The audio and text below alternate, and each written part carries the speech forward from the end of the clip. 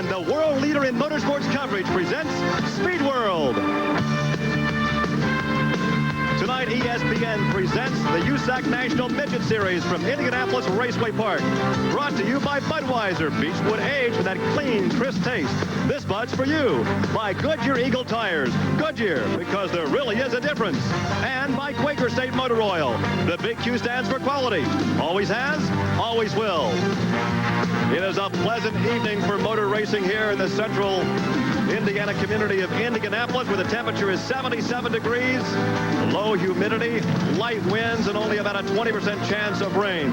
This is the first of 9 straight live telecasts from Indianapolis Raceway Park featuring the USAC Midgets and the sprint cars. Tonight, we have the Jolly Rancher Midgets. Hi, I'm Gary Lee, along with IndyCar driver and veteran USAC Sprint Midget and dirt chauffeur Steve Chassie. Steve, last year we saw many of these same cars and drivers at the Indianapolis Speedrome, but Speedrome was short, tight, and a lot slower. Yes, it was, Gary. This racetrack is very long and very fast. I don't think we'll see the contact we saw there because the consequences here are much greater. And also last year it was a regional series. These guys are here for national points tonight. That's right. That's why we see all the past champions, the guys that are going for the championship now, and a full field of 61 cars tonight. And in fact, we've had the track record broken twice by a Pontiac power plant. We'll talk about that a bit later. Right now, let's introduce you to the third member of our broadcast crew working the pit area this evening. Here's Brian Hammonds. Gary, one thing we might want to watch for, at least in the early goings tonight, is a very slick racetrack. When you qualify 57 cars like we did here tonight, invariably somebody's going to dump some oil. Well, that happened between turns 1 and 2. In fact, Rich Vogler was disappointed in his qualifying time, saying he had some oil dry. It is very slick in turns 1 and 2, right in the grooves. We might watch for some slipping and some sliding, at least in the early goings tonight. Now let's go back upstairs to Gary Lee. Thank you. We'll check back with you, Brian, a bit later on. Right now, we're seeing the last lap and a half of the non-qualifiers race. This is important, Steve, because the first 2 finishers will transfer to start at the back of the last chance race this evening. And there is the white flag out for car number 35, Merrill Calvert. He leads the race. He started back in the 6th starting position. The final transfer position now belongs to car number 88, and that is Alan Thome. So there is the battle right there for the 2nd and final transfer position. Car number 17 riding in the 3rd spot right now, challenging. That is a famous racing name, Dennis Duke Nayland III. That is the grandson of the very legendary Duke Nayland. There is the checkered flag. There is your leader. That is Merrill Calvert. Here is the battle for 2nd position. Alan Thome hangs on, and Alan Thome will be the 2nd and final transfer spot from this non-qualifiers race. Steve, we had 57 drivers take qualification times this evening, and here's a look at Merrill Calvert, the airline pilot who wins the non-qualifier race, but he has to start at the back of the pack for our semi or the last chance race. That's right, Gary. He won this race easily. He is way out front. It was a heck of a battle for the 2nd spot. But starting from the back in the feature, it'll be a different story. There's a lot of fast cars in front of him. It's a long way to go. I don't know that we have a record for the total number of drivers to take a qualification time, but we had 57 tonight out of 62 cars that were here. Consequently, we've changed the program somewhat. Normally, we would take the fastest 32 drivers for 4 heat races. Tonight, to put more guys on television, we've taken the fastest 40 for the 4 heat races, and they'll have 10 per heat race for 8 laps. And we're coming up with our first of the 4 heat races momentarily. So as racing action will continue from Indianapolis Raceway Park, we ask you to stay tuned. We're coming right back.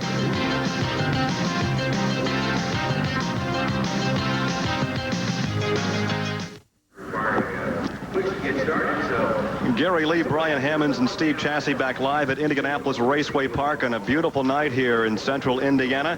And right now, we are getting ready for the push-off for the first of our 4 heat races. And once again, it's really a shootout between power plants this evening. The track record had stood for 10 years, was set here in June of 1978 by Johnny Parsons in a Badger style. It was a roadster style car with a Chevy 2 power plant. And all through the years, the Cosworth couldn't break it, the Volkswagen couldn't break it, but tonight, a Pontiac.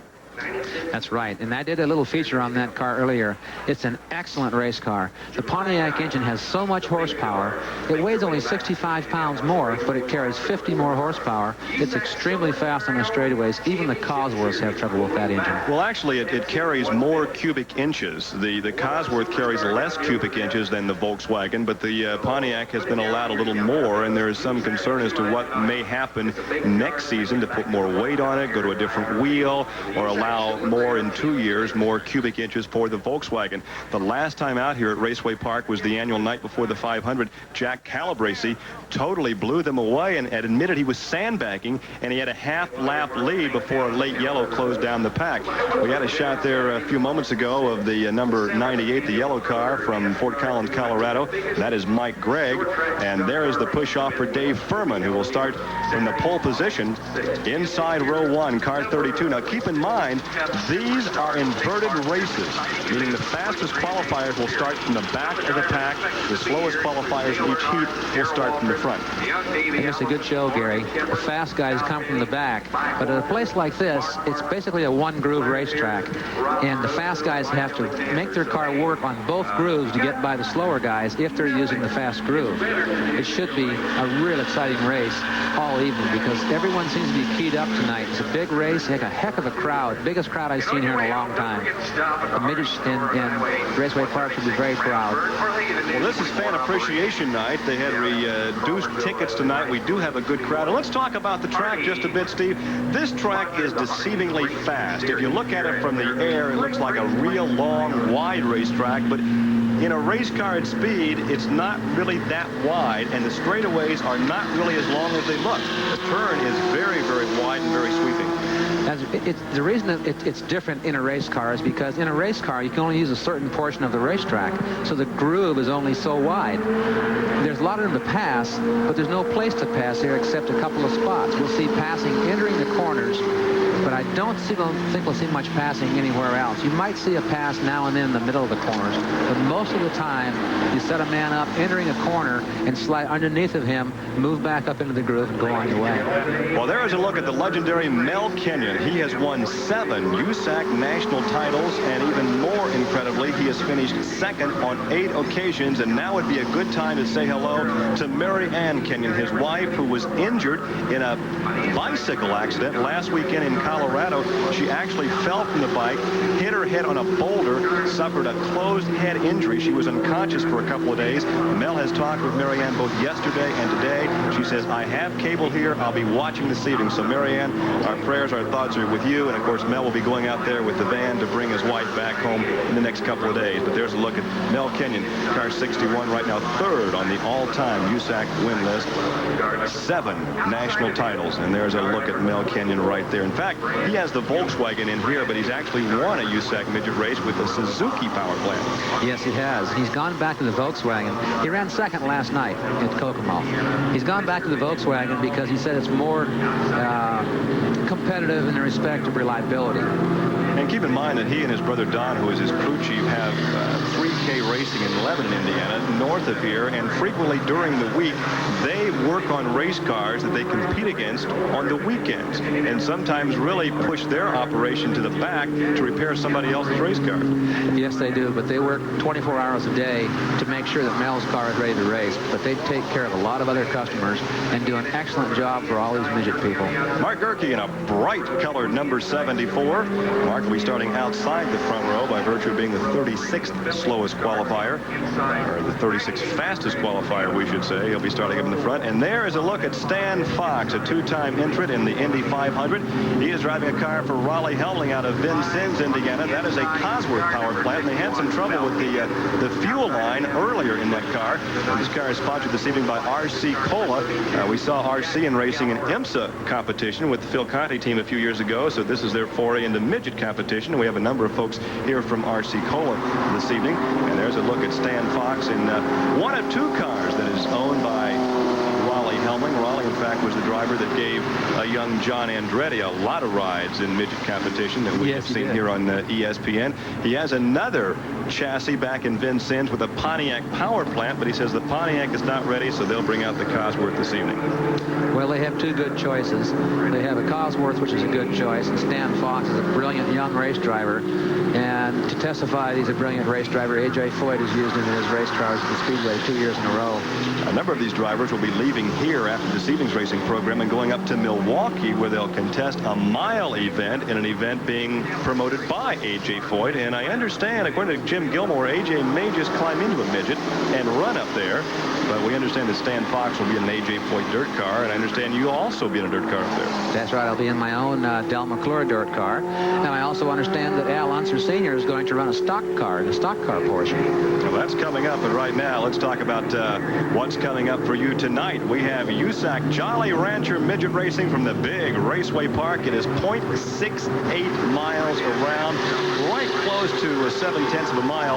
And that's a big track for a midget. You are going fast, and you feel it here. I think a lot of the newer drivers that are first time here will realize this after they race a little bit. You're going faster than you realize, and your reaction time is cut down. It takes more of a approach of looking ahead further to adjust for a problem. Well, there's the back row right there on the inside. Mel Kenyon, car 61. Outside, Jack Calabrese, car 32. Now, Jack is the man who set the new track record this evening. That is a Pontiac power plant, and he won the last outing here at Indianapolis Raceway Park in the 43rd annual night before the 500. That was the night before the Indy race. He won it going away, as we said before a late lap yellow. He, in fact, had a half-lap lead and admitted after the race he was still sandbagging. Here is the lineup now in row 1. David Furman, the 32X, outside Mark Gerke in 74. In the second row, we have Don Schilling in 21S and Stan Fox in number 4. We move now to row 3. Dean Billings on the inside in 10X, Mike Gregg and Cosworth number 98 outside. In the fourth row, Mac McClellan. We saw him on ESPN from Speedrome last year, that champion, 5B, and Brad Hewlings in 21. In the fifth row, we have Mel Kenyon and Jack Calabrese. They come off the corner. Bill Carey looks them over. We are racing at Indianapolis Raceway Park. Dave Furman down on the inside. Gerke on the outside, drops in behind. But here is Stan Fox from his second row starting position using a higher groove. A bit squirrely coming off the corner. Nice camera shot down the backstretch into turn 3. Stan Fox there is in second position. He is using a higher line. And look at that outside line. It's working for Stan Fox. He's using the line where the groove is at this racetrack. Not too many drivers really realize where that groove is, Gary. Well, Stan Fox moves into the lead. Car number 4 riding very high. Riding in third right now is at number 98. And that is Mike Gregg. But it looks like Calabrese is really moving in that number 32 Pontiac powered car. He is up to 4th position. The 5 top finishers will transfer to the main event. So 5th place will be the final transfer position.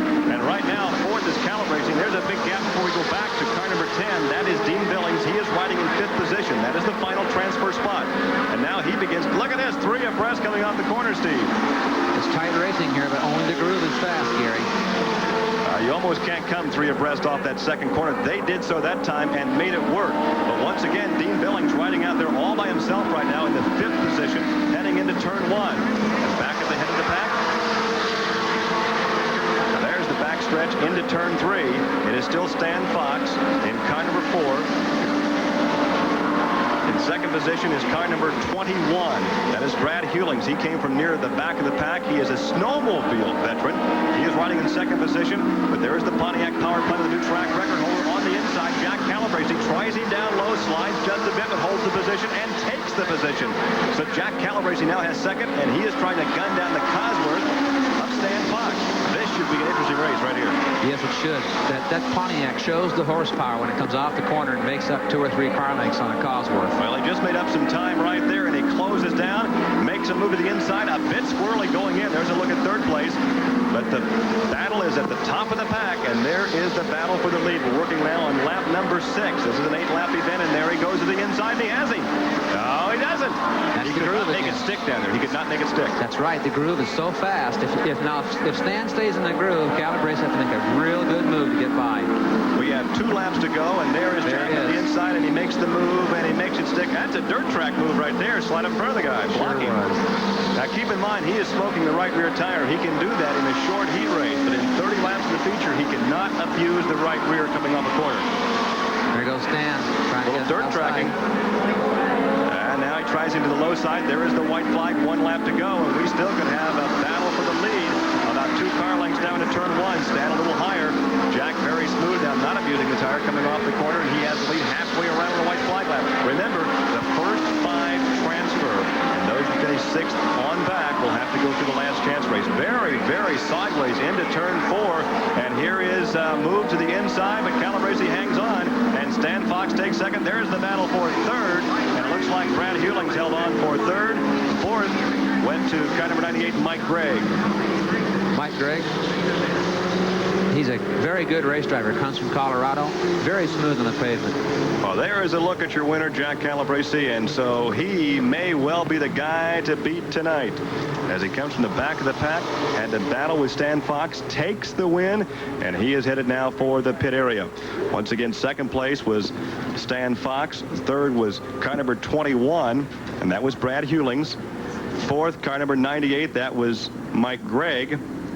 Correction, car 21 was Schilling. Don Schilling. Don Schilling finished third in car number 21. Then it was Mike Gregg in car number 98, and then car number 10, Dean Billings, rounding out the top 5. So those 5 will transfer. There is a good look through the helmet at our winner, Jack Calabrese. So 1 heat race now complete. We still have 3 heat races to go. We have a semi and a 30-lap feature and a great crowd on hand at Indianapolis Raceway Park. They're waiting for more. We're going to have more. Stay with us.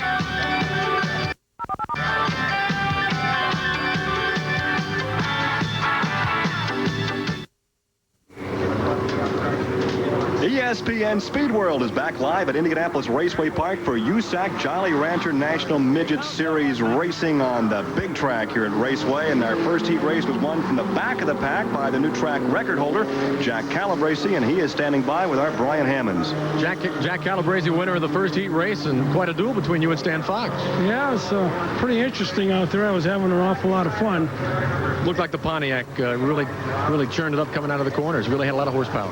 Right. The engine was built by Mike's Competition Engines in Grand Rapids, and he just builds fantastic engines. I have no doubts about the engine. Every time I turn the ignition switch to turn it on, it just does develop a lot of horsepower. You were saying it has so much horsepower, you really burn up the right rear tire. Now, you can't do that in the feature, can you? No, I go to a harder compound in the right rear. This time I went to a different intermediate compound, and it works real well, but you have to, let's put it this way, without my sponsors, you know, Eldridge and Associates from Cicero, Indiana, they afford me to buy good tires and a good race car. Well, you were dirt tracking a lot out there. You were sideways, so you were using them up. Yeah, the track is slippery too also. The track is a little bit slippery this evening. There's quite a bit of oil on the track right now. So what will your strategy be now for the feature? Well, my strategy is to do the best I can and not hurt anybody or hurt myself, and probably win it if everything goes right. All right, he won here before. He won here the night before the 500, so he knows his way around this racetrack. Now let's go back upstairs to Gary Lee. Well, we are lining up now for our second heat race, and let's see if we have some deja vu, because we have a Pontiac power plant starting once again at the back of this pack, and Jim Hettinger was the second fastest qualifier. In fact, he was the first to break the track record in the Pontiac, so he'll start at the back of the pack. Now in the front row on the inside, Ken Nichols will not start in car 41. Outside car 23, Billy Maynard. In row 2, we have Dan Borst in 88 and Roger McCluskey Jr. in car number 51.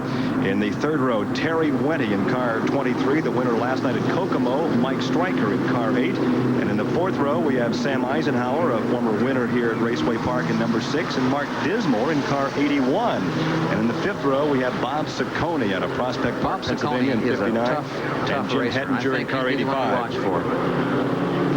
So now we're about ready to start the second heat race. We've got a couple of second-generation drivers out here. We mentioned Terry Wenty in car 23. He's driving a car that has the same number his dad drove when he won the title back in 1963, 25 years ago. There's the green flag. We are underway. Wenty with the Cosworth on the inside, tries to make a move. Cannot make it stick, though, but he's up to second position, coming off the second corner and heading down the backstretch. And look at Eisenhower make a move down the backstretch in that yellow number 6. Eisenhower, they call him Mike. He moves into the third spot, going into turn 3. Now they work off the fourth corner.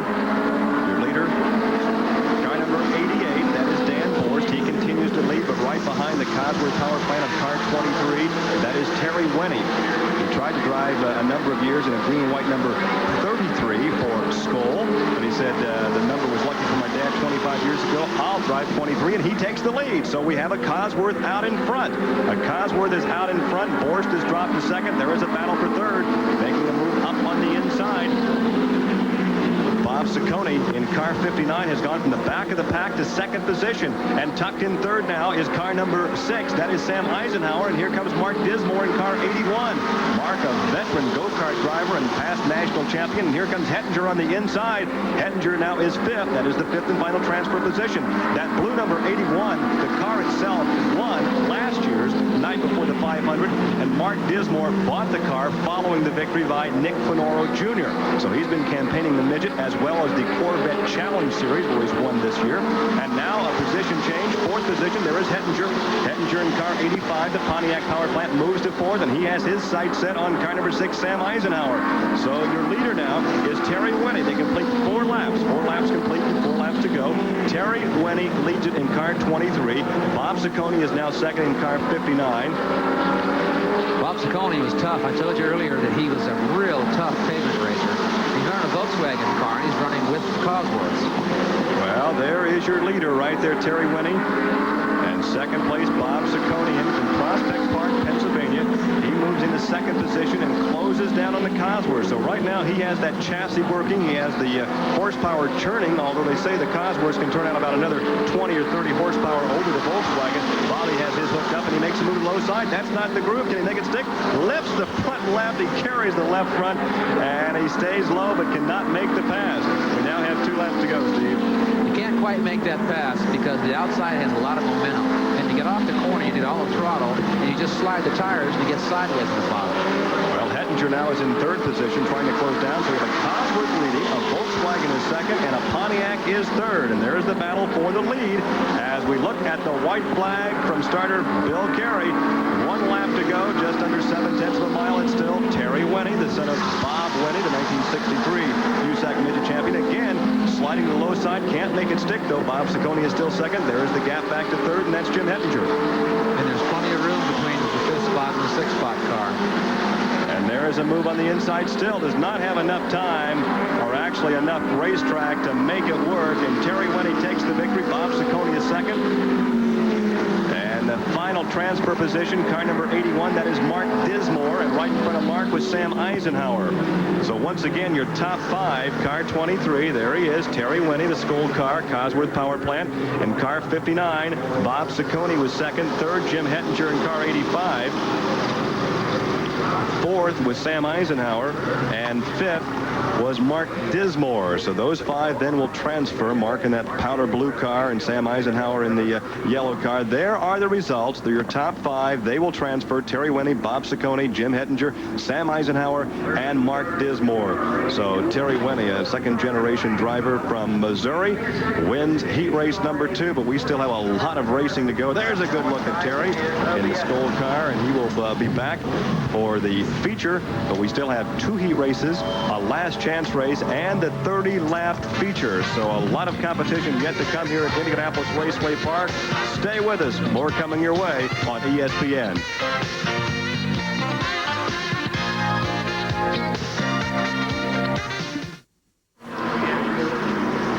The cars are being pushed away at Indianapolis Raceway Park. They'll be lining up for heat race number 3 in the USAC Jolly Rancher National Midget Series. Gary Lee, Steve Chassie, and Brian Hammonds coming to you live tonight on ESPN. And right now, Brian is standing by with the winner of our 2nd heat race, Terry Winnie. That's right, Gary. Terry Winnie wins our 2nd heat race, and you made some changes between qualifying and the first race. Yeah, we put a little harder tire on to run this heat race, and we thought we'd go with softer to qualify, and we guessed wrong. So we're going to have to start in the back of this feature and work hard tonight. You got the Cosworth. Can it catch the Pontiac? No. Well, you heard it here first. Terry Winnie doesn't think he has a prayer in tonight's feature. Now let's go, unless they break. Now let's go back upstairs to Gary Lee. Well, the first 3 fastest qualifiers were all driving Pontiacs this evening. Here now is the road to the feature. 61 entries this evening. They qualified over 2 laps. The fastest, of course, would count.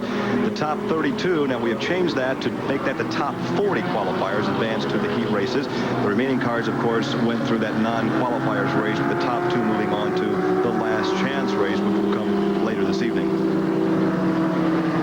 Now we'll have the 4 heat races, 8 laps. laps. The top 5 will advance. The last chance race will have 18 starters, and we'll take the top 4 onto the feature. We'll have 24 starters for the 30-lap main event. So right now the cars are being pushed off for our 3rd heat race, and once again Jim Keeker, the 3rd quickest qualifier, driving the 6R car, and he will be starting at the back of the pack. He is also driving a Pontiac this evening. So once again, Steve, they're saying they can't catch the Pontiac unless the Pontiac breaks. Well, I believe it from what I've seen. That they have so much more horsepower.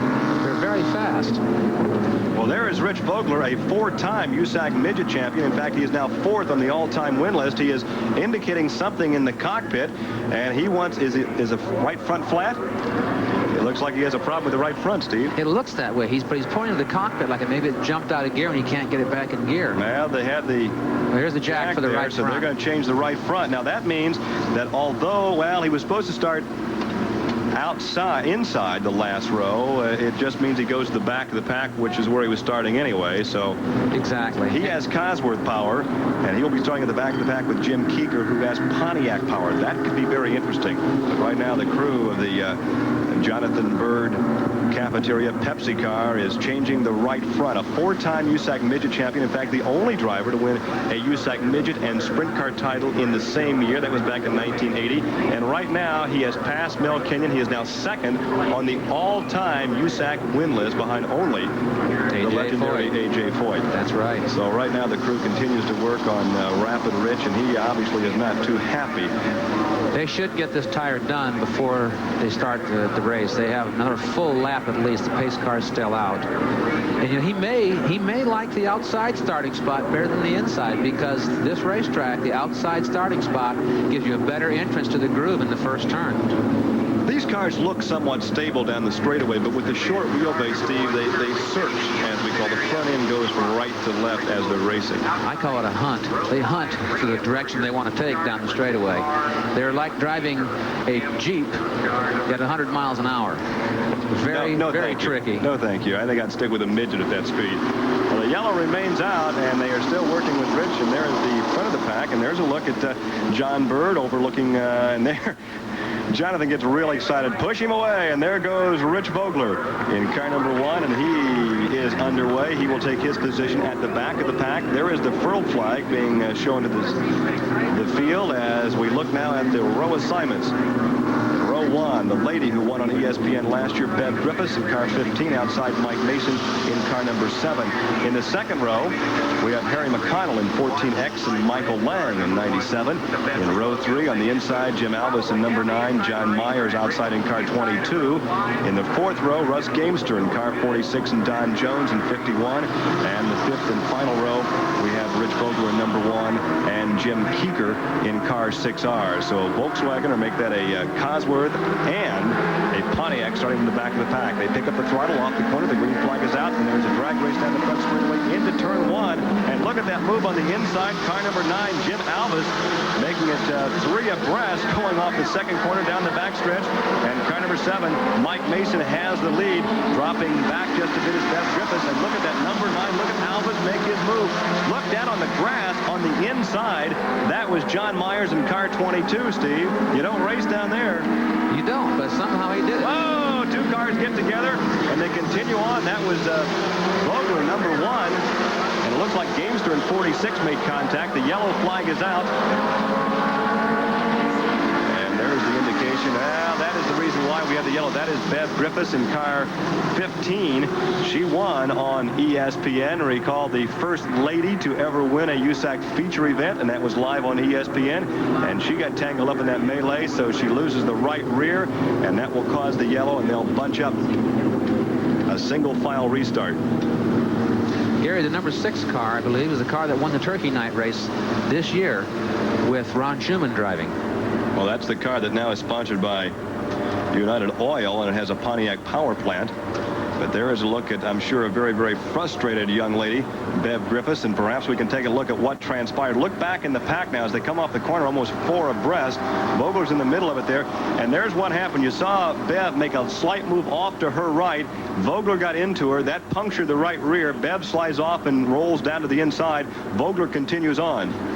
That was just searching for room. I don't know if she saw the red car coming up from the inside, but at these speeds, you can't move around very much. You have to be very careful because things like that will happen. Well, keep in mind, too, and especially for young drivers, when the race is inverted, obviously there are faster cars behind. Stay in your line. Don't be moving from right to left because there's a faster car that may be trying to get by. That's right. They always tell the newer drivers to keep your line because the faster car will find a way by you. Well, now we have to ask, could there be some suspension damage to car number 1? Will Rich perhaps have some problem after contact with Bev? It's possible. Well, there's car 51, Don Jones, and you'll recall last year from ESPN's coverage at Speedrome, he had a Roadster-style chassis, and we're about to go green again, and we are racing again at Indianapolis Raceway Park. Car number 9, Jim Alves, continues to lead in the red number 9. Come off the second corner and head down the backstretch. Car number 14X now riding in second position. That is Harry McConnell. And there is the battle for second right there. Don Jones riding in third. The best battle on the track right now is for second position. McConnell stays on the low side and now slides back up in front of Jones. Single file down the straightaway. You can see some movement, Steve, at the back of the pack. That was Vogler, I believe, trying to find some racing room. And there is a pass for the lead. Coming off the second corner. Down the backstretch into turn 3. And now, once again, perhaps a pass. No, that's a look at Vogler in car number 1. He's battling the 6 car. That was Keeker. Mr. Keeker, yes. And Rich knows that you need to run the high groove here, and he's looking for room to get by. And here it comes. And they almost get together off the second corner. You have to be very careful. You have to be far enough by and committed that they can see you off the corner. Now, keep in mind, these cars do not have mirrors, so they really have to be able to hear the driver right behind or have some visual contact. Now he tries the low side. They get very close again, and they bump perhaps, but Vogler goes on by. He made it by. I think that is into the 5th and final transfer position. No, actually, he's riding 6th right now, and there's a look at your battle for the lead. Don Jones in second. It is still Alves out in front. We have 3 laps to go. We have 4 laps to go. And there is the battle for the lead.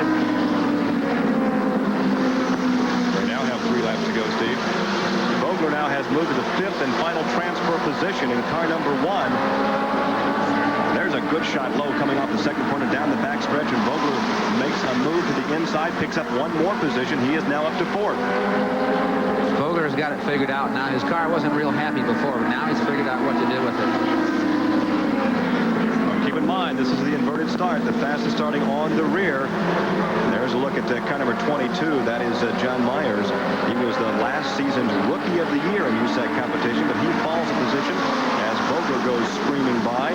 So Vogler again has an incredible ride from the back of the pack. The white flag is out, and Vogler has it figured out as he is out in front. Second is car number 9. That is Jim Alves. And it's a little discouraging to have a good ride and see Vogler come screaming by and then pull away. And he is driving a Cosworth-powered midget this evening. But look at the gap he's put between 1st and 2nd. There's a look at the battle for 2nd, 3rd, 4th, and 5th. But way out in front of that group in the checkered flag. And there is your leader. And look at the gap. A half straightaway advantage. It didn't take long for him to figure out. And once he got out in the lead, he opened up the big gap. That's right. Once he got away from all the traffic and got through all that, he got out in the groove where he could carry his momentum, and that Cosworth horsepower just took him right down the straightaway. Well, there he is. Car number 1, the Bryant Pepsi car, Rich Vogler, a 4-time USAC midget champion. In fact, he is now leading the point standings by about 8 points over Russ Gamester. And Rapid Rich certainly has the right stuff and a big fan club here at Raceway Park this evening as the victor comes in. And, of course, by virtue of having a good finish and a good qualifying run, he'll have to start in an inverted tight position in front of the pack. And we'll talk about that momentarily as we take a look at the results from our 3rd heat race. Rich Vogler is the winner. Jim Alves finishes 2nd. Don Jones is 3rd. Michael Lang is 4th. And 5th is John Myers. Well, they're lining up now for our 4th and final heat race. And, of course, we'll have following that a semi, the last chance race, and then the 30-lap feature. It's all coming to you live on ESPN this evening from Indianapolis Raceway Park.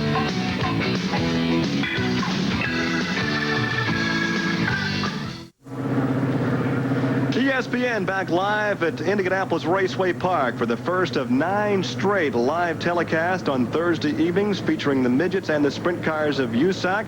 Be sure to stay with us following tonight's action for Sports Center. We'll have more on the firing again by the Yankees of Billy Martin. And we'll also have a live interview with boxing promoter Don King. It all comes up with Tom and Tim on Sports Center following this evening's racing here at Raceway Park.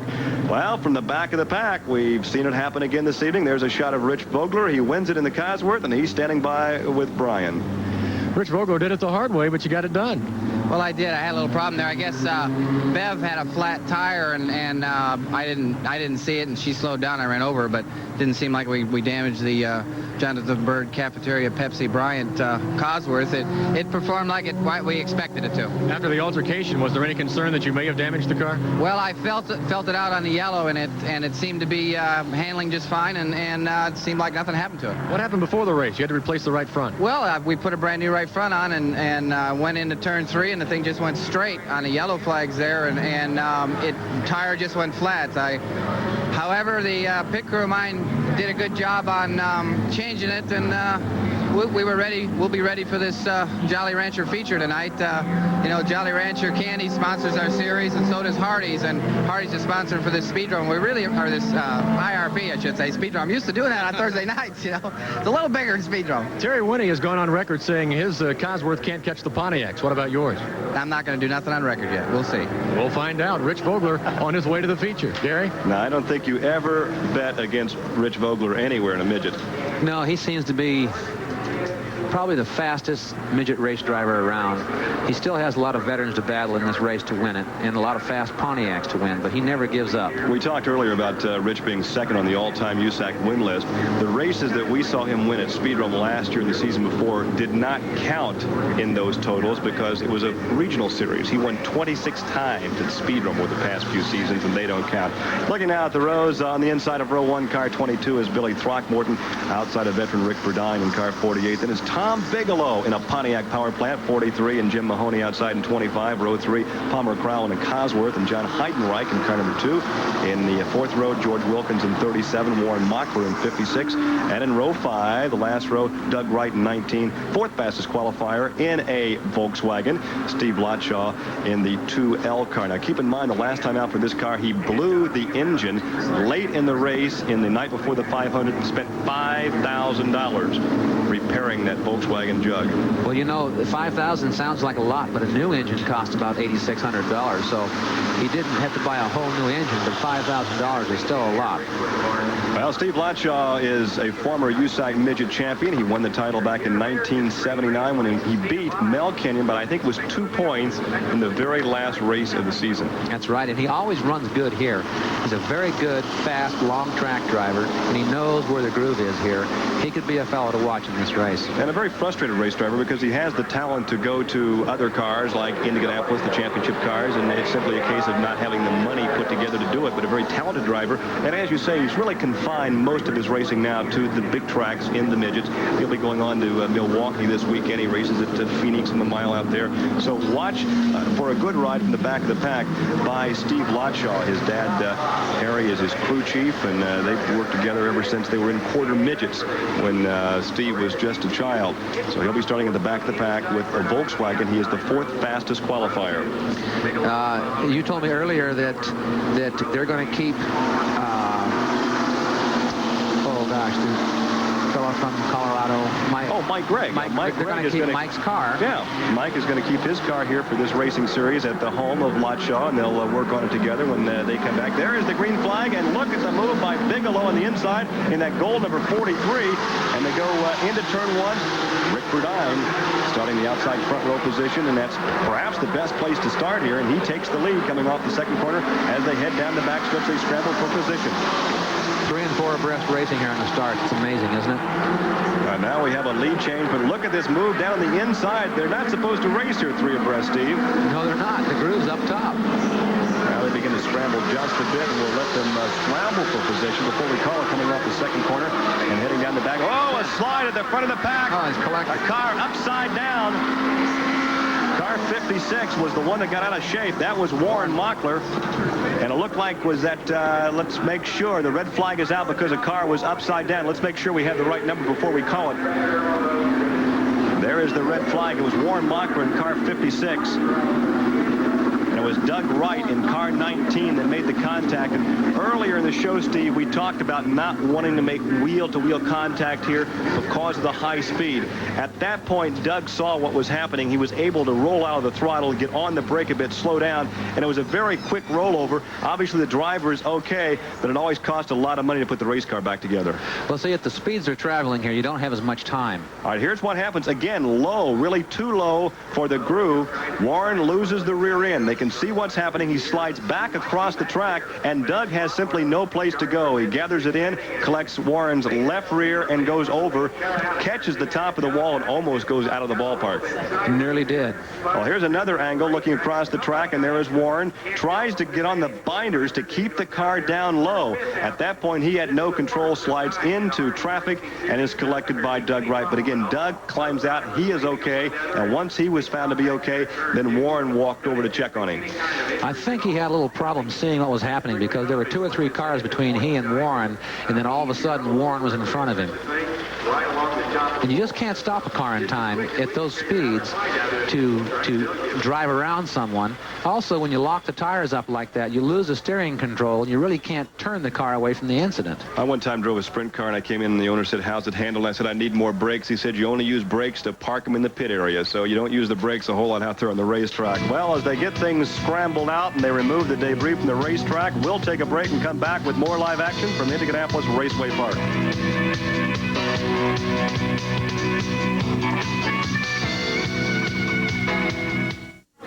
A dream come true for race fans on July 3rd. It's ESPN's Race Day America, the Formula One Grand Prix of France at 8:30 a.m. Eastern Time. Then from Watkins Glen, New York, the IMSA Camel Continental at 11:50. And from the Cleveland Burke Lakefront Airport, the CART Budweiser Grand Prix at 3 p.m. Coming up on July 3rd, Race Day America. And we have plenty of racing for you this evening here at Indianapolis Raceway Park as the cars are now being pushed away. Following that altercation over in Turn 2, there's a look at Tom Bigelow. He is now 5th on the all-time USAC win list. In fact, he has won more USAC sprint features than anyone else with 52. He's a former midget champion, a former sprint car champion, and we understand that standing by momentarily in the pit area, we'll have a chance to talk with at least one of the combatants over there in that altercation in Turn 2 as we continue to look at Tom Bigelow in car 43. That is also a Pontiac power plant, the car built by Paul Leffler. And now let's go to Brian Hammonds. Gary, we are with Doug Wright, the man who went upside down in Turn 2. First of all, are you okay? Yeah, just fine, no problem. What happened from your vantage point? Well, I was just coming through, and Mockler got sideways, and I tried to get away from him up high, and the car backed up, and I just ran out of room and left front, caught him in the back, and it got me into the wall and upside down. But I'm fine. Everything's okay. Getting upside down here is a lot different than getting upside down on a short dirt track, isn't it? Oh, it sure is. You know, fortunately, we didn't get hurt. We've been running real fast tonight, and just wrong place at the wrong time. Car destroyed? I don't think so. We can fix it. For tonight? I doubt it tonight, unfortunately. Well, luckily, Doug Wright, after that terrible crash in Turn 2, is okay, but he'll be back next week. Gary? Well, that's certainly not the way you want to get TV exposure on ESPN, to get upside down as they have a single-file restart. And there's a look at some of the crowd here this evening. Now, we understand that on this restart, Jim Mahoney in car 25 has been penalized. He apparently jumped the start by 2 cars, we are told by USAC observers, and they are trying to tell Jim Mahoney he will have to start at the back of the pack. There he is in car 25. So we'll see now as they come down the front straightaway. We will have a chalkboard out there. Mike Teagard, I think it is, will have, well, they're probably going to let him go, are they? Or are they going to leave the yellow out? Now the yellow is still out. The yellow is still out. We looked at Bill Carey. The pace car came off. We looked at Bill Carey, and we thought perhaps he was going for the green. We thought at first a USAC official would come out with the chalkboard to indicate that he was to go to the back of the pack, but that did not happen. So we still have a bit of a scramble, and we are now Palmer Crowell in car 26 apparently is out of place in that powder blue car. Let's look at car 25, Jim Mahoney. Latshaw in number 2 has moved all the way to near the front of the pack from his rear of the pack starting position. We are going green again as we start now on lap number 2. And Latshaw makes the move to the inside. Verdine on the outside, wheel to wheel, through 1, into 2, off the corner. And there is a textbook classic pass right there, Steve. That was a perfect slide. It never came close, never squeezed him, but it made him know he was there. Verdine drops to second. Mahoney apparently will not be penalized. He is riding in third right now, but he's being challenged on the high side by that silver car of car 43. That is Tom Bigelow. That is the Pontiac again. The time did not qualify all that well this evening, but right now he is in the 4th position. The final transfer position belongs to car 26, Palmer Crowell. I like that shot coming off that corner. A low shot as they stream down the backstretch into turn 3. And there now is Mahoney moving to 2nd position. You can see the gap that has developed between 1st and 2nd. And right now, Latshaw is probably getting a signal somewhere around this racetrack of what size of a lead that he has. Bigelow, if he gets free, should run him down pretty good with that Pontiac because he knows how to run the top groove. And right now, Latshaw's out in front. No traffic to worry about. So it's easy for him right now. But if Bigelow gets up there, it'll be a different story. Well, making a move on the low side, the powder blue car, that is Palmer Crowell. Rick Verdine in the high side. They both get a little squirrely. And look at Heidenreich on the inside. Chad's going to try to make 2 passes in 1 turn. Can't make it stick, but moves up 1 position. He moves now to the 5th, I believe, position. Car number 2. Now Bigelow still trying to close in on Mahoney. And he has the Pontiac. Mahoney is riding in 2nd. And there is that battle for the 5th position. That is Palmer Crowell in car number 26. Car number 2 is John Heidenreich. Only 5 transfer. Palmer Crowell is from Portland, Oregon, and I'm not sure. He may be the oldest driver here tonight. It's between he and Tom Bigelow. Well, he's a lot older than Tom, I think. He's closer to 60. I think he's in his mid-50s. Mid-50s? Well, that's closer to 60 than what we are. I hope so. Sure. Now, Bigelow would not like you saying that, you know. And you will have to race against Bigelow this weekend. I forgot. 2 laps to go. And there is your leader, Steve Latshaw, and the Latshaw build homes. He and his father build custom homes here in central Indiana. And a big gap over Mahoney, about a turn advantage as he comes down to accept the white flag. 1 lap to go. And now a battle begins to develop for the 3rd position. There goes Heidenreich on the inside. John, the winner of the Hot 100 at the Indiana State Fairgrounds last September, is now riding in 4th position, and he is applying the pressure to Tom Bigelow, and he's going to make a move to the inside going into turn 3. Can he make it stick? Yeah, oh, look at this. He's trying to take over 2 positions in 1 turn. He makes it stick on the inside. There is your leader. There is your victor, Steve Latshaw. The checkered flag is out, and 2nd will be Mahoney. 3rd was Heidenreich. So a good drive for Heidenreich. That was a good move. I was surprised to see it stick because usually the outside, you can't do that well. Well, Latshaw was the 4th fastest qualifier. So again, we have seen the drivers come from the back of the pack this evening. They can do it in 8 laps. Now keep in mind, as they transfer onto the feature, Steve, the fastest 6 qualifiers in the feature will be inverted. So they really don't have the big advantage or disadvantage of being totally inverted in the feature as they do in the heat race.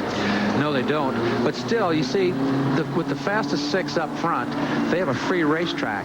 Within a few laps to start lapping traffic, then there is no difference whether they started in the back or the front, except for the fact they are up front leading the race. They still have the same amount of work when they lap people. Well, ladies, there is the bachelor, Steve Latshaw. Wins it from the back of the pack. He beats out Jim Mahoney by at least 1 turn. A close 3rd was John Heidenreich. Tom Bigelow finishes 4th. And 5th was Palmer Crowell in car 26. So we have 1 more heat race to go. Then we have the last chance race. And then we have the feature 30 laps here at Indianapolis Raceway Park.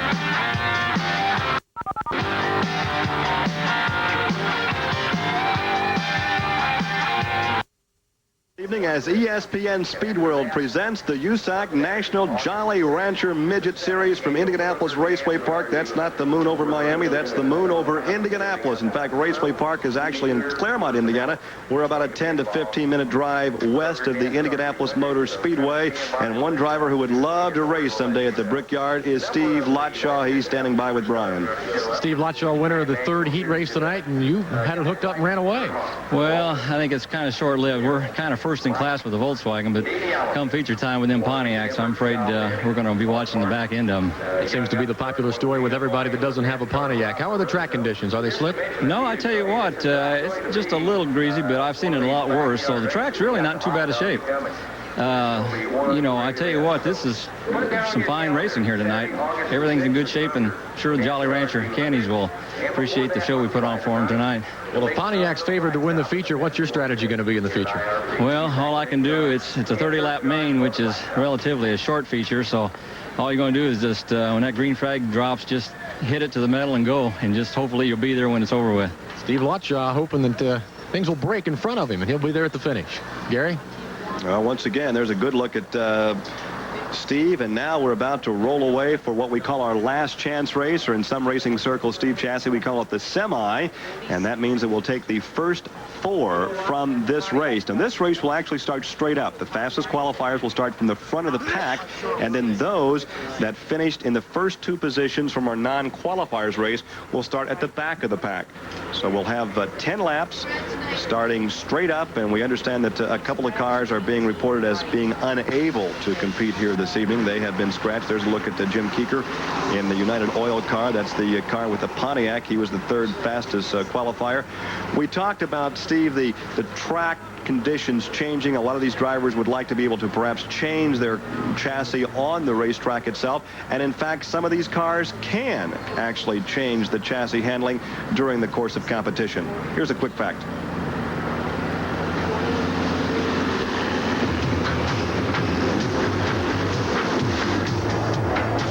This quick fact is brought to you by Quaker State Motor Oil. The big Q stands for quality. Always has, always will. Midget cars have looked the same for years. But just as all racing, they keep improving these cars. Every year they come up with new things. This car has an anti-roll bar adjuster in it, just like the Indy cars do. There are 2 anti-roll bar adjusters inside. The levers are attached to roll bars on the front and the back of the car. What they do is they can change the car from a push condition to a loose condition by softening or stiffening the anti-roll bars from the levers inside. This can be done while you're driving in the race, and it saves time and it makes the driver feel better because he can make the car feel better to him by adjusting it for his own conditions. We'll be back with the lineup for the last chance race right after this. Stay with us as the racing continues at Indianapolis Raceway Park.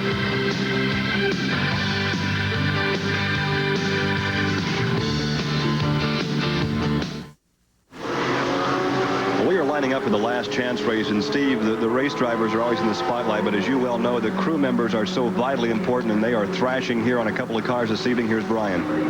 Don Jones finished 3rd in the 3rd heat to qualify for tonight's feature, but now his crew is working furiously to get the car ready for the feature. What's wrong? We're looking for the problem right now. It picked up about the 3rd lap of the heat. We picked up a miss, and we don't know if it's a fuel problem or ignition. That's what they're checking out right now. We're going to try and get it going for the feature. You think it can be fixed in time? I think we'll get it going, sure. Go back to work. You've got a long night ahead of you. We'll do good. All right, they're working furiously down here trying to get this car fixed before the feature. Gary? And that's frustrating sometimes, Brian and Steve, for a driver, because he is standing by and the crew is doing the work, and there's really nothing that the driver can do until they get it fixed and he can climb back in the cockpit and go to work. It's a nervous time because when you run good like he has tonight, the mechanics, they really don't want you in there. They want you to use the steering wheel. They like to listen to you, but don't work on the car. Don't out-engineer them. Exactly. There we can see part of the starting lineup down the front stretch behind the pace car. Now, once again, this is the last chance race. The top 4 finishers will transfer, and we reiterate they are starting straight up. The fastest qualifiers are starting in the front of the pack. The last row will be comprised of the 2 drivers that finished 1-2 in that non-qualifiers race. Jim Keeker and Mel Kenyon starting side by side in row 1. In the second row, we have Brad Hewlings and Warren Mockler. Perhaps maybe he scratched because of that altercation over in turn 2 earlier. In the third row, we have Mac McClellan and Russ Gamester.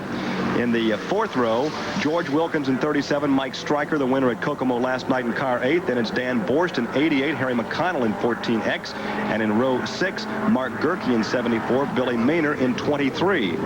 In row 7, Mike Mason and David Furman in the 7th row.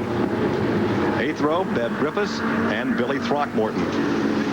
Row 9, Merrill Calvert and Alan Thome. Those are the two drivers from the non-qualifiers race. They'll be starting at the back of the pack. So we have 9 rows, 18, but we have had a few scratch. We understand that Nichols has scratched, Burdine has scratched, McCluskey has scratched, and Wright, of course, has scratched because of that upside-down altercation over in turn 2. So we have 10 laps. The first 4 will transfer. Gerke in car 74 has had a problem getting started, and once he started and stopped, he'll have to go to the back of the pack. Mark Gerke in car 74. Talk about how you start these things. These things have no clutch, so you have to put the car in gear. The truck pushes you off, you turn the ignition on, and it goes off. You set the brake, too, as you're pushed away.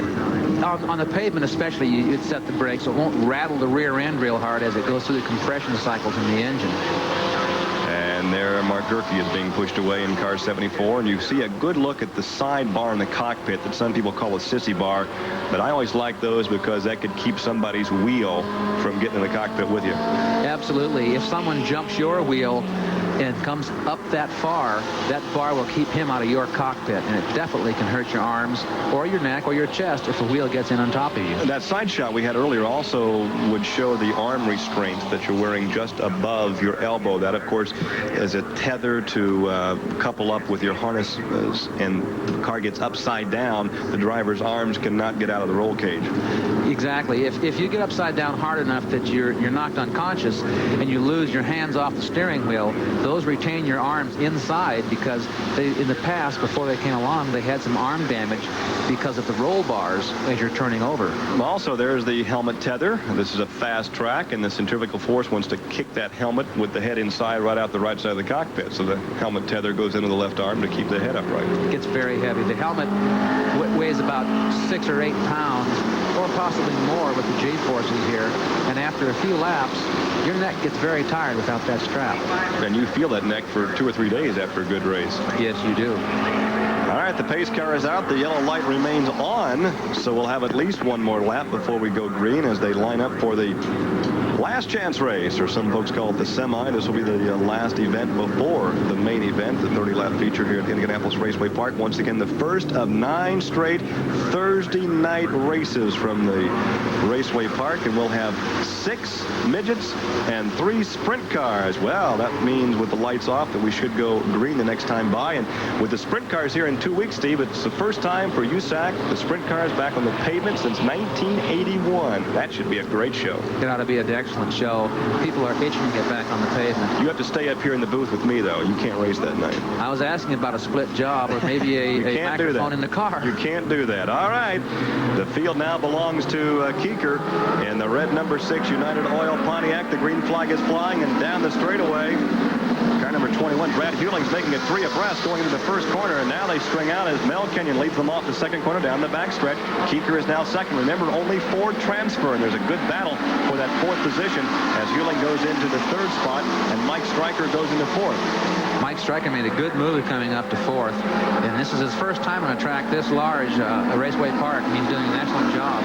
Hell, I'll tell you what, as a young driver, this track can open your eyes up because you're fast out there and you certainly can feel the speed. There's a good look at Russ Gamester in car 46 and Wilkins in 37 as they come off the corner and down the backstretch. And there is Keeker in number 6, and he is being pressured on the high side by number 21, and that is Hewling going by, and Brad Hewling now has 2nd position. Keeker is now 3rd, and he's being pressured by Mike Stryker. Stryker has the 4th and final transfer position.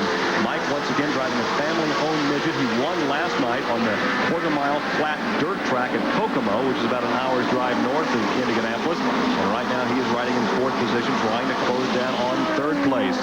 Gamester needs to be in this feature because right now he's 2nd in points, and if he misses this feature, he's going to lose a lot of points.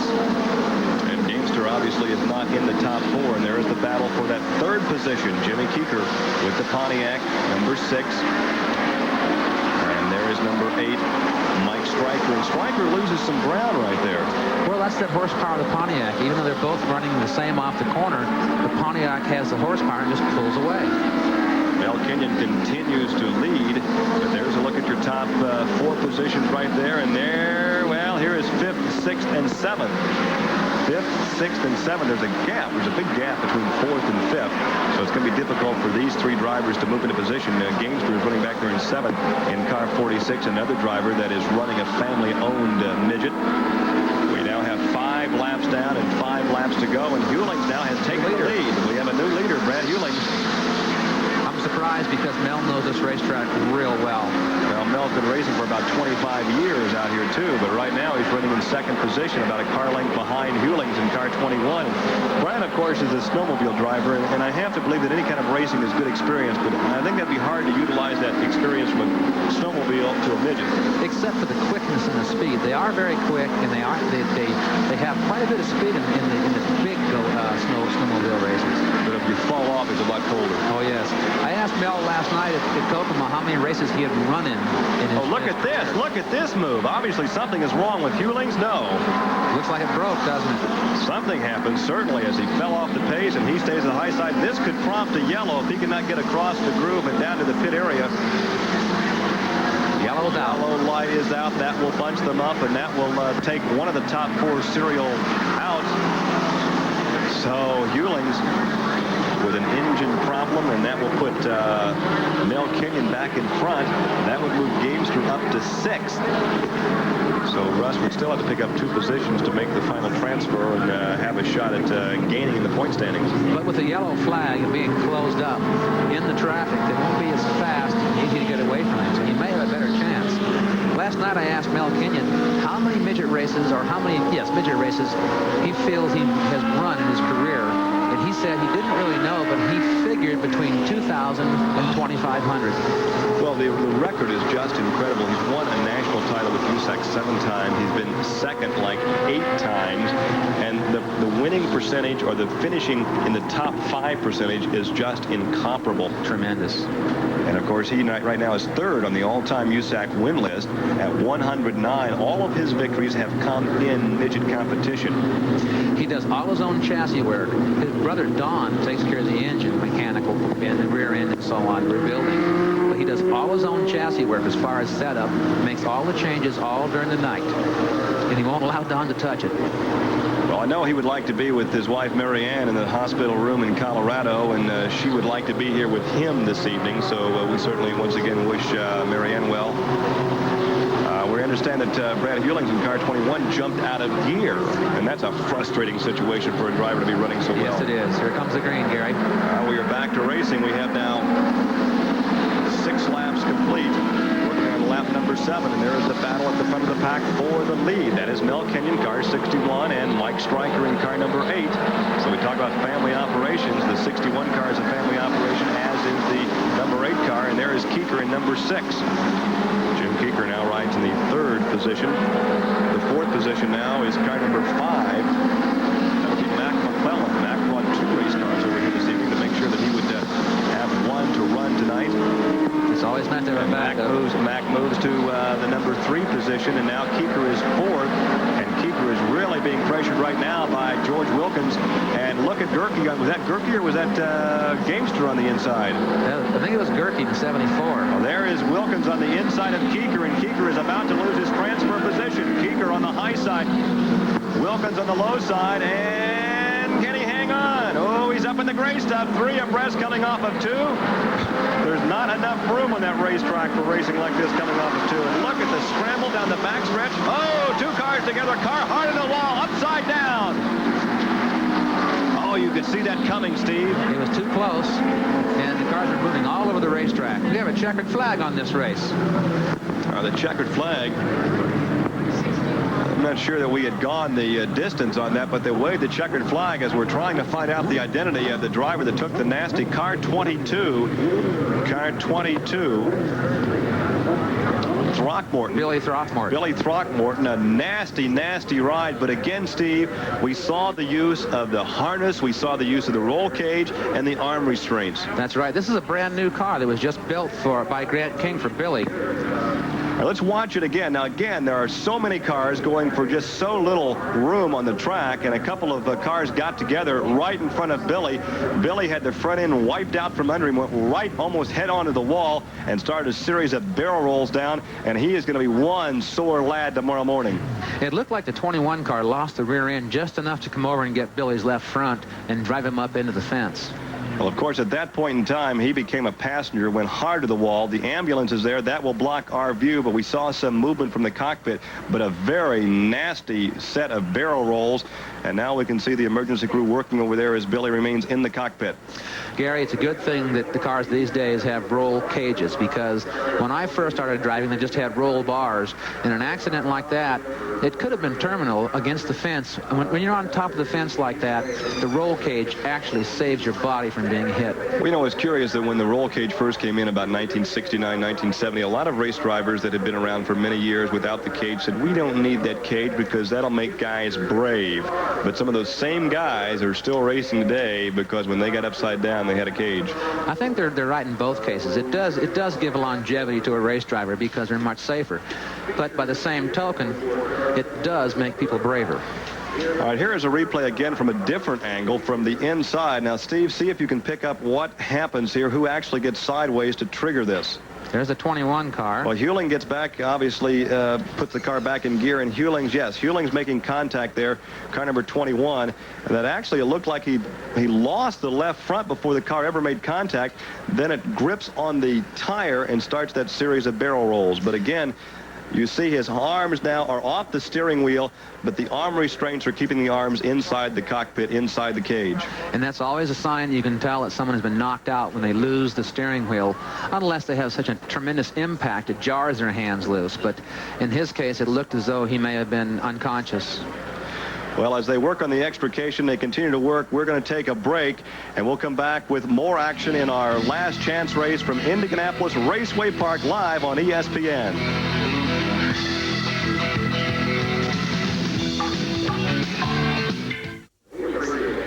We're back live at Indianapolis Raceway Park as Billy Throckmorton has been extricated from the number 22 Midget. He is on the gurney right now, being placed in the ambulance, or will be very shortly. And I think the race was flagged early. Mel Kenyon was leading at the time, so I think Mel is standing by with our Brian Hammonds. Race to get in, but now he's in. Well, I have to admit that was the semi, not the last chance. But unfortunately, I've had to do that before, and it just means a little extra running. I made a mistake and put a different setup on after qualifying. That was bad. Nobody else did, and so we really couldn't get going. So we got going in that semi. Can your Volkswagen compete with the Pontiac? No. What will your strategy be then in the feature? Press them as hard as possible. Maybe they'll burn their tires off. Something tells me that Mel Kenyon can still win this race, Gary. You know, Mel is never, ever going to show his hand, and he has that slight grin, but you know he has something in the back of his head. He admitted he made a mistake on his setup, but he learned something about that race. Yes, he did. And see, he has an advantage that the other fellas that are going to run the feature don't have. He just ran the last race on this racetrack. He knows more what's going on for the feature than the guys that ran a heat race. Well, of course, that applies a lot more on a dirt track when you run a dirt track semi, because you can tell what the track is like. But here are the results now. They flagged it a lap early. The top four transfer: Mel Kenyon, Mike Stryker, Jim Keeker, and George Wilkins. Fifth was Mac McClellan. So as you heard Mel say, well, this wasn't the last chance, this was the semi. Well, they're one and the same basically here at Raceway Park this week. So we have now the lineup about to be passed through the pit area as we prepare for our 30-lap feature event from Indianapolis Raceway Park. That's coming up.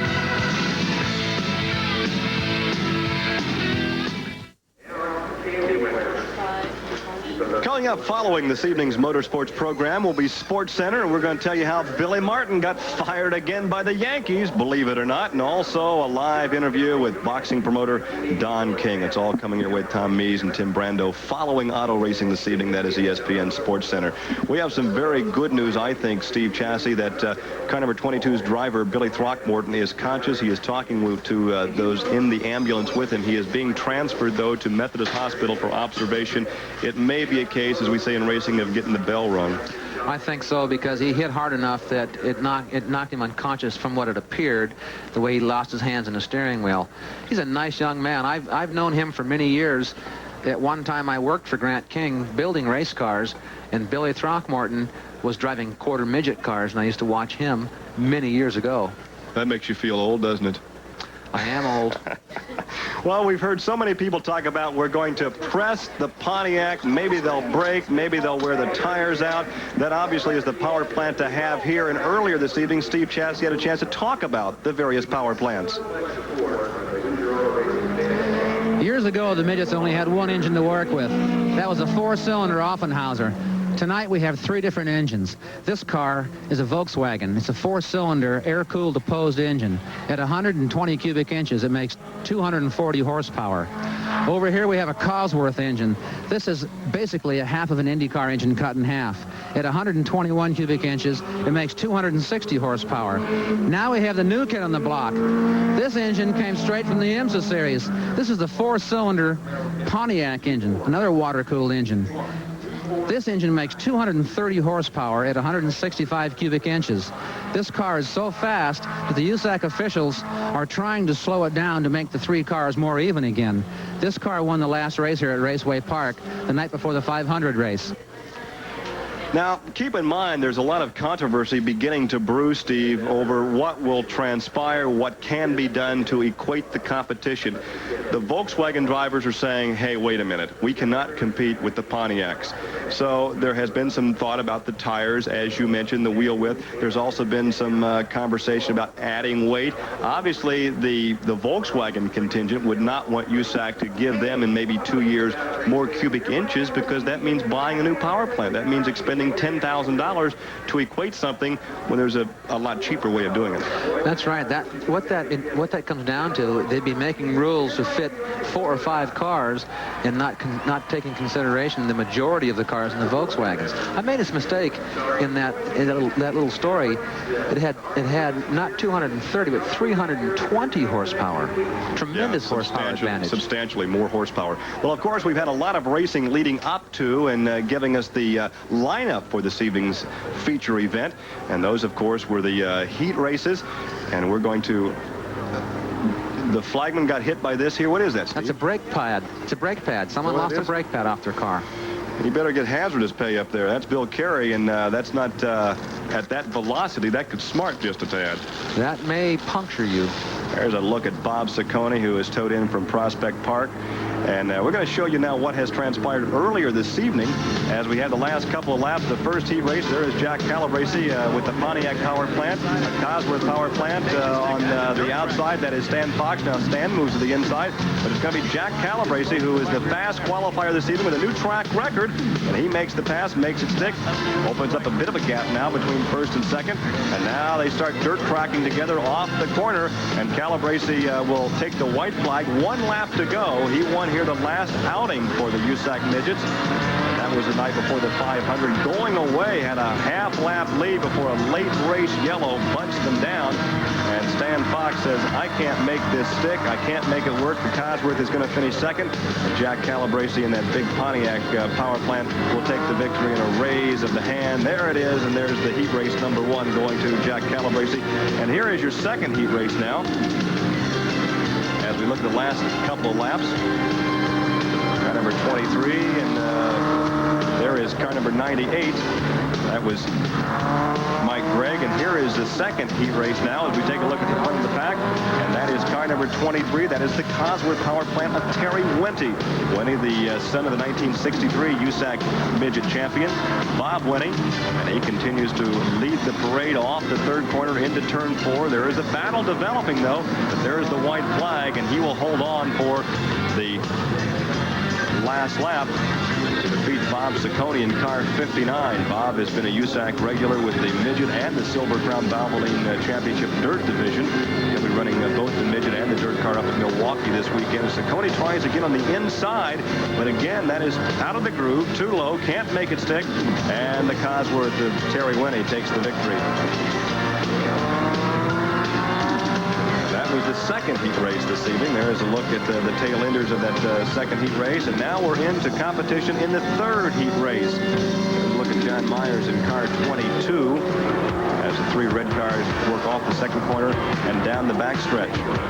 Car number 1, Rich Vogler, had to start at the back of the pack, had to change a left front, make that a right front tire before the green, but came charging through, made contact early with Bev Griffiths, but was able to continue on. And once he got the lead, Steve, he opened up a big gap over second position.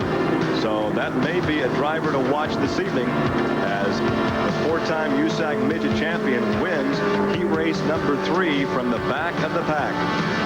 Cosworth Power up in the top groove has a lot of momentum. This obviously is a momentum track, a big fast track for these cars. There's the checkered flag as Jim Alvis finishes second. And this is your 4th and final heat race. Jim Mahoney in car 25. That is Tom Bigelow in 43.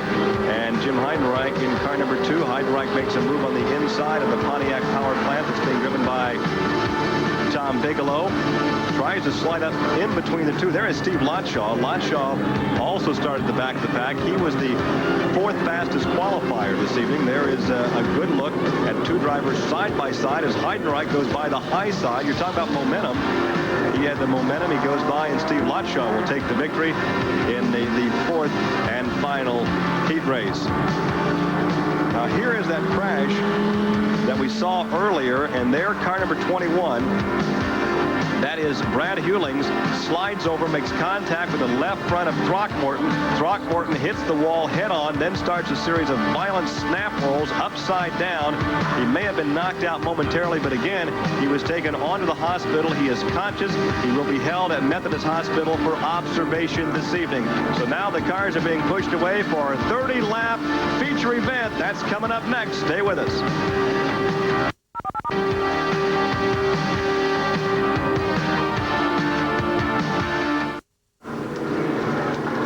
Steve Chassie, Gary Lee, and Brian Hammonds back live on a Thursday evening at Indianapolis Raceway Park, and we are lining up now for our feature event, 30 laps, featuring the USAC Jolly Rancher National Midget Series. The most serious altercation of the evening involved Billy Throckmorton in the last chance or the semi. It happened late in the race coming down the backstretch. Steve, analyze it. It looks like the 21 car is going well. He got a wheel shake. He started to push, and when he pushed up, he got into the left front of Billy Throckmorton. There you see the wheel falls off. I think the axle broke, the spindle broke, and then he got into the fence. The wheel may have hit Billy in the head about the same time the car hit the wall. It looked like it was tangled up, but see, when the axle was on the ground, it was acting as a pivot point, and when it dug in, between the wall and the pivot point with the axle, it just turned the car over. Well, you can see once again the safety devices worked this evening. We're very happy to say that although he may have been unconscious just momentarily, he is now conscious as he's being transferred to Methodist Hospital in downtown Indianapolis for observation. So Billy Throckmorton apparently will be okay following that terrifying series of flips and barrel rolls off the backstretch into turn 3. Now keep in mind that we're lining up for the feature event, 30 laps. The yellows will not count, and the first 6 qualifiers, the fastest 6 qualifiers, will be inverted. So Jack Calabrese, with that new track record, will start outside row 3. Brian Hammonds has been patrolling the pit area this evening. Who do you have for us, Brian? Well, Gary, you remember we talked with Don Jones just a while ago in car 51. He lost a piston during the heat race. He finished 3rd. He qualified for this feature race. Wasn't really sure what was wrong. They never did find out what was wrong with the car. They did some work of the ignition. They did some work of the fuel system. They're kind of rolling the dice. They don't know if they actually fixed the problem, but he's soon to find out when the green flag falls in this 30-lap feature. Gary? And of course, when you only have a couple of pistons, you can't afford to lose too many in these cars. It's not like an 8-banger. No, I think what Brian meant was he lost a cylinder, because if you lose a piston, you're done for the night. Yeah, I was wondering about that. Well, of course, if you lose a cylinder, it could be a spark plug wire, the spark plug, and maybe nothing of a major variety. But he's out there right now, and right now he has his fingers crossed. He has a pretty good idea right now. You can hear the sound from the engine. We have one car, Steve, in the pit area. Car number 10, Dean Billings, went out, was pushed away, and now he's back in the pit area. They're looking under the car, so there may be a problem there with Dean Billings, and if he does get restarted, he will have to go to the back of the pack. They're looking at something on the injector side, so possibly he has a fuel problem, and the way the hand signals, they look like they might be giving up, but you never can tell until you get going. We talked about the track record being held for the last 10 years by Johnny Parsons. Johnny is a spectator here this evening, and he is standing down in the pit area with Brian Hammonds. Last year when we interviewed Johnny Parsons in a midget race, he was in a wheelchair. This year he'd much rather be in a race car, but I guess you will be next week. Yes, I just talked to my owner, Tom Burns, and we'll be back next week. What happened? You were running third in points until you wrecked the car last week? We've had some problems, Brian, getting the car to the track for one thing, and bicycled on us real bad last Saturday night in Madison, Wisconsin. Got in the wall hard, broke the frame, front axle, and put us out for a while. What's it like to watch a feature? Well, it's not all as much fun as sitting in a car, gassing it up with the guys. We'll just have to sit back and relax and watch. JP's a fan tonight, but next week he'll be back behind the wheel and he'll be racing here at Raceway Park. JP is also 5th in the point standings right now, so he could lose some ground by being a spectator this evening. There's a look at Bob Ciccone in car 59 and Mel Kenyon in car 61 as they continue to circle around this 0.68-mile oval. Steve, the banking here is 13 degrees. How much can you really utilize that to lean on that banking? When you run up in the groove, you can use it quite a bit. That's the problem with running the bottom. The number 10 car is out, and I saw the USAC officials give the board, they're going to move the 9 cars straight up. They're going to move the line straight up behind the 22 car and just get rid of the 10 car because he's done for the night. So Dean Billings has scratched, and we're going to have the fans stand up and wave this time by, which is a big tradition here with the USAC competition at Indianapolis Raceway Park. It's been in existence since 1961, and back then the likes of Roger McCluskey and A.J. Foyt and Eddie Sachs and guys like that were driving here on the dirt. Well, they're lined up now, and let's take a look at the starting lineup. Inside the front row, car number 59, Bob Ciccone, and outside Mel Kenyon. In the second row, we have Steve Lotshaw and Jim Keeker. The third row, the two fastest qualifiers, Jim Hettinger and Jack Calabrese. In row 4, Rich Vogler and Mark Dismore. In the fifth row, Don Jones and Sam Eisenhower. Row 6, George Wilkins and Mike Gregg. In the seventh row, Mike Stryker and John Myers. In the eighth row, John Heidenreich and Dean Billings. In the ninth row, Terry Wenny and Jim Albus. In row 10, Palmer Crowell and Stan Fox. In row 11, Michael Lang and Jim Mahoney. And the 12th row, Don Schilling and Tom Bigelow. So we have 24 cars. Actually, Dean Billings will not be there, so 23 cars for 30 laps. And you were starting to talk about the banking. We'll have to get to that later because I think the pace car is pulling away, turning the field over to Bob Ciccone. We should have the green flag this time by. Bob Ciccone from Prospect Park, Pennsylvania, starts inside. Mel Kenyon from Lebanon, Indiana, a 7-time USAC midget champion, starting on the outside. Steve Lotshaw inside the third position, and there is the green flag. Lotshaw had a problem immediately at the start. He dropped back to the middle of the pack. Kenyon dropped back on the start also and lost it to Ciccone. Well, Ciccone leads going down the backstretch, and they start to single file their way into turn 3. So a couple of problems. One for Steve Lotshaw in the black number 2. It looked like it almost jumped out of gear. He simply lost power and dropped back rapidly.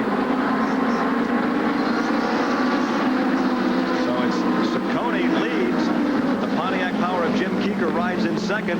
Third now is Jack Calabrese in another Pontiac Power, number 32, down the backstretch. And there is Mel Kenyon riding in fourth position in car 61. So whatever that problem was, he's back up to fourth, challenging for third. And we understand that car 51, Don Jones, is dropping out. Well, Mel Kenyon keeps that momentum up. We're talking about utilizing the banking, keeping the momentum up, and he is doing that with the Volkswagen and is staying abreast of Jack Calabrese in that Pontiac. And if he stays there, he'll win the battle because Calabrese can't run at the bottom and use his tires so hard all night long. Well, he just won the battle. Now, would it be wise for the Pontiacs to sandbag a little bit this evening, Steve? Well, it possibly so, but this doesn't look like a sandbag to me. This is just being the right place and the wrong place on the racetrack. Well, Bob Ciccone continues to lead the family midget, number 59. Into the second position is Jim Keeker. And in the third position now is Jack Calabrese. Fourth is still Mel Kenyon. And fifth, car 85, that is Mark Dismore. Oh, car 85 is Hettinger. Hettinger now is fifth. He is the second fastest qualifier, and there's some bumping going on out there. Big battle for the lead. As Keeker takes the lead, a Pontiac leads, a Pontiac is second, and there goes Calabrese. They almost get together going into turn 4. Calabrese is second. Kenyon now is third.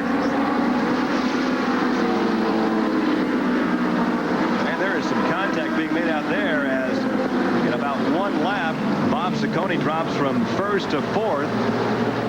Hettinger is now fifth. This looks like Lotshaw's in sixth position in car number 1. There is your leader again, Jim Keeker, in car number 6, the United Oil car, and right behind is the Pontiac Power of Jack Calabrese. So Calabrese is going for 2 in a row. He was victorious the night before the 500 back on May the 28th. It was really no contest that evening. Now, the 2 leaders are getting away from the third-place car now. The Pontiacs are just tremendously fast. But again, he tries that low groove, and it's very difficult to keep that momentum up. Now, there they come off that wide shot coming off the fourth corner. They complete now lap number 7 of a 30-lap feature. Keeker continues to lead. We talked to Tom Johnson, the car owner, before the evening and said, what happened on the night before? He said, well, we had some fuel problems and the car simply didn't run, but it will run this evening, and run it is. They almost get together again as Calabrese tried that inside move, tried to dart down the inside, but he couldn't make it stick down there, Steve. Well, no, see, he's making it move too late. He's trying to do it near the middle of the corner rather than the entrance of the corner. You just can't get by someone here unless you get by him entering the corner and slide past him on the way through. Well, right now, Mel Kenyon just trying to stay close enough to press, and as he said early, maybe to make him either break or burn up a right rear. We see Steve Lotshaw in the pit area in the black number 2. He was the one that had the problem at the beginning of the race, and now he tries it. He starts a little earlier that time, but slides up and almost makes contact, but can't get the job done, and here comes Kenyon. Here comes Kenyon. See, he's got nice, cool tires. He's running straight in the groove, and the 2 leaders are sideways in the middle of the racetrack. Their tires are getting warm. This may show up later. What you're saying is Mel Kenyon, the old veteran right now, using some head. Yes, he is. He's using his experience. We've gone a third of the way now, 10 laps down, 20 laps to go, and again Calabrese, and on the inside, and again Keeker, both sliding side by side off the second corner. How do you even breathe when you're out there, Steve? It's close, and you know, these little midgets, they dart around so much. To run close at this speed is really tricky. You're also lucky if you don't touch. Oh, very lucky, very lucky. Well, we see some tire smoke there on car number 1. That is Vogler. Vogler moves to the inside of Kenyon, almost making contact, very close into turn 1. There are your top 4 right together on the racetrack. So you have a Pontiac, a Volkswagen, and a Cosworth running 1, 2, 3, and 4, making move to the inside. Well, there's a lesson again. He moves to the inside, out of the groove, loses some momentum, and Vogler cannot make the pass stick. You have to be extremely fast to pass someone in the groove. Now, he slides up in front of him, and I think maybe Mel tapped the brakes that time to keep from hitting punting Rich in the rear. Well, actually, Mel had hit the brakes to keep Rich from hitting him. You know, that was a pretty tough slide job. It could have been done a little nicer. We also see Stan Fox is in the pit area, and Raleigh Hellman's number 4.